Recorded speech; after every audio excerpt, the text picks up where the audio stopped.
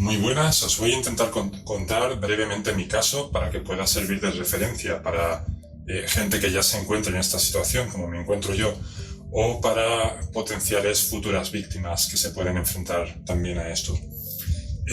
Soy artista plástico, pongo mi trabajo en internet y como ya he visto en otros casos, también fui captado a través de Facebook, de esta red social. Una chica, se fijó en mi trabajo y de ser una fan más, por así decirlo, rápidamente lo llevó al plano personal. Yo estaba saliendo de una mala época, de una depresión bastante larga, precisamente por temas románticos, aunque aquella historia no tuvo nada que ver con esta. Y bueno, de algún modo detectó mi vulnerabilidad y me ofreció la luna. Ya sabéis, si tenéis algunas nociones de esta problemática, ya sabéis que se presentan ante ti como poco menos que almas gemelas, como personas que parecen diseñadas expresamente para ti y que casualmente te aman muchísimo desde el primer día. Te valoran en lo laboral, en lo profesional, en lo personal y les encantas y les encanta lo mismo que te gusta a ti. Y total, que al final de un periodo en el cual yo la estuve ignorando porque ella tenía pareja y yo no quería meterme en una pareja que estaba en curso, pues cuando me dijo que estaba soltera a cabo de muchos meses, ya ahí todo lo que me había yo reprimido ese tiempo, pues me solté de golpe y a tope. O sea, yo no tenía ni idea, como mucha gente, de esta problemática de los psicópatas integrados o narcisistas encubiertos. No tenía ni idea de que hay gente que no tiene la capacidad de amar y que se dedica a hacerte daño por un placer sádico, simplemente planificándolo todo, ¿vale? Os lo estoy soltando muy de golpe, los conceptos más básicos porque creo que son importantes. Ahora sé que lo primero que me hizo a mí fue el love bombing, esa época dorada, donde, como digo, te sientes muy especial, la persona más valiosa de la Tierra. Sobre todo estás saliendo de sentirte como una mierda, así que es como agua de mayo, ¿no? Y ahí me enganchó y en poco tiempo pues me encontré viajando a otro país para estar con ella, para conocerla en persona. Nada más llegar, el love bombing continuó en forma de, os podéis imaginar, un sexo increíble, tremendo, inenarrable, y lo usan para engancharte también. Pero bueno, la época dorada sí se prolongó, este love bombing sí se prolongó, pero ya empezaron pequeños ataques encubiertos que dices, no puede ser, o sea, no puede ser que me esté haciendo daño a propósito, aprovechando ciertas vulnerabilidades que yo mismo le he contado, porque aprenden mucho de ti. Pero no puede ser, o sea, la gente, si alguien dice que te ama, no se dedica, obviamente, a hacerte daño a propósito. No tiene sentido. Ahí entra la disonancia cognitiva, ¿no? Es más cómodo pensar que estás teniendo una percepción errónea de la realidad, que esa persona obviamente no te hace daño a propósito y que te ama. Y bueno, esa fue la fase de love bombing, donde, como digo, también se dedicó a aprender de mí, a aprender lo que me gustaba, para crear ella una máscara a medida de mis gustos y también a aprender sobre mis puntos débiles para explotarlos de un modo encubierto y discreto. Obviamente yo, aún en disonancia cognitiva, siempre yo notaba que me estaba haciendo daño a propósito. Una parte de mí rebelde gritaba en rebeldía diciendo no lo toleres, no calles y tragues porque esto va a ir a más. Aunque sea absurdo, pero es lo que me decía mi interior. Y bueno, durante mucho tiempo me dediqué a darle unos reproches muy medidos, muy controlados, muy educados, muy políticamente correctos para que esta persona no se sintiese agredida por mí. Yo lo que hacía era razonar, justificar. Claro, yo no sabía que delante mío había una persona sin ese deseo, ya no capacidad, sin ese deseo de razonar.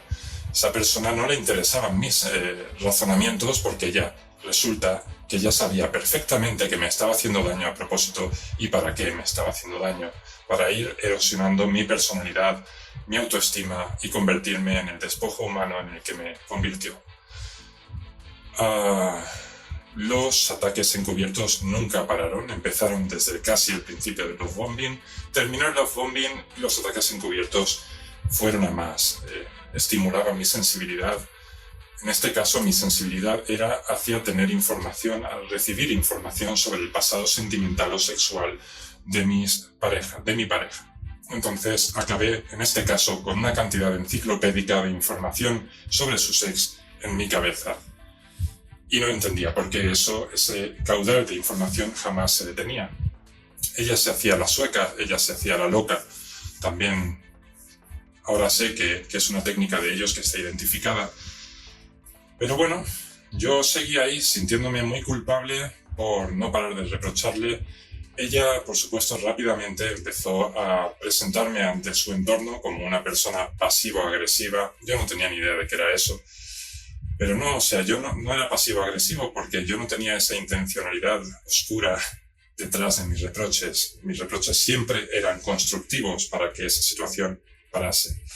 Cuando terminó de agotar el tema de los sex, porque ya no le quedaba más información que darme, o porque ya cantaba demasiado delante de su entorno, quizás lo estaba haciendo a propósito, entonces empezó a atacar a mi autoestima. Empezó a no tenerme consideración. Hacía pequeñas cosas, otras veces grandes cosas, pero que siempre ella achacaba a mi susceptibilidad. Yo estaba muy susceptible desde siempre, yo no la dejaba tranquila, yo le daba importancia a cosas que no la tenían. Claro, estos ataques son como gotitas, como esa técnica de tortura de gota a gota. Una gota, 10.577 gotas seguidas ya te crispan. Y así lo hacen. Son expertos. Total, que ella en relaciones anteriores acabó obteniendo, porque esto no es nada, o sea, hace cosas más graves como ponerte los cuernos en tus narices de un modo encubierto, diciendo que solo es un amigo, que detrás de esa puerta no están haciendo nada y que si tú te quejas eres un celoso, sigues siendo un celoso y nunca vas a cambiar. O sea, son capaces de hacer cosas terribles si lo llevas a ese límite. Ella se encontró con que yo no tenía reacciones violentas hacia ella como si tuvieron otras parejas suyas y empezó a desesperarse porque su máscara ya no era sostenible, es decir, no podía seguir haciéndome daño de un modo perfectamente encubierto.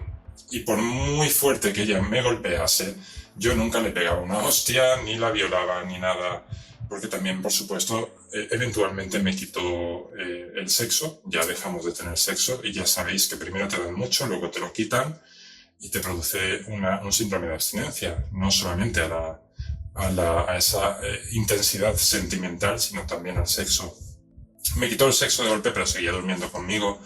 Y bueno, yo nunca la forcé, realmente, nunca la golpeé ante sus agravios y lo que hizo fue inventarse lo de la violación.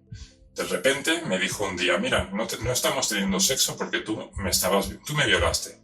10 veces, por cierto.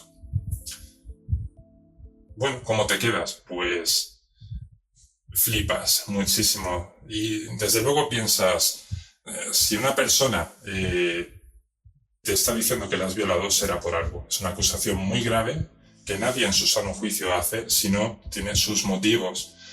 Claro, me quedé perplejo y empecé a pensar, bueno, a lo mejor no me he dado cuenta y me aferré en esa disonancia cognitiva, en esa confusión, en esa manipulación, me aferré a lo que yo sabía que no había hecho, que era no le he sujetado las muñecas, no le he amenazado, no he cargado peso contra ella, no le he levantado la mano, nada. Así lo reconoció y así tuve que decírselo a sus familiares cuando ella rápidamente se lo contó a sus familiares, a sus amigos y a mis familiares, a mi familia en mi país. Tremendo. Eso se llama la campaña de difamación y creo que este caso que me ha pasado es un poquito heavy. No sé si es lo común. En fin, con sinceridad, con la verdad, con humildad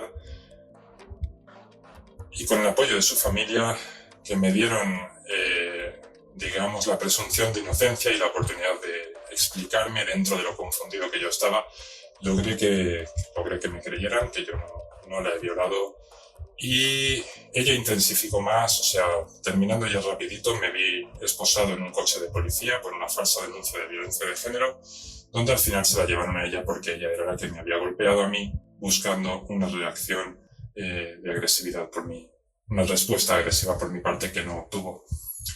partir de ahí ya no vivo con ella, estoy viviendo con su familia y estoy trabajando para que ellos entiendan que mi esposa, la hija de ellos, no es simplemente una borderline, trastorno límite de personalidad, sino que lo que tiene son varios trastornos solapados de este clúster, donde están estos 4 trastornos: el narcisista, el antisocial, el límite y el histriónico. Histriónica creo que no es demasiado, pero los otros 3 los cumple a un nivel de maldad, de falta de conciencia, de manipulación, de planificación estratégica tremendo, muy alto.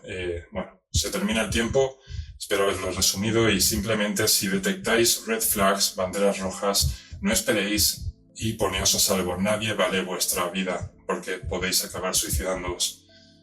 Un abrazo. Gracias. Eres mi muñeca y voy a darte cuerda, me decías entre sábanas.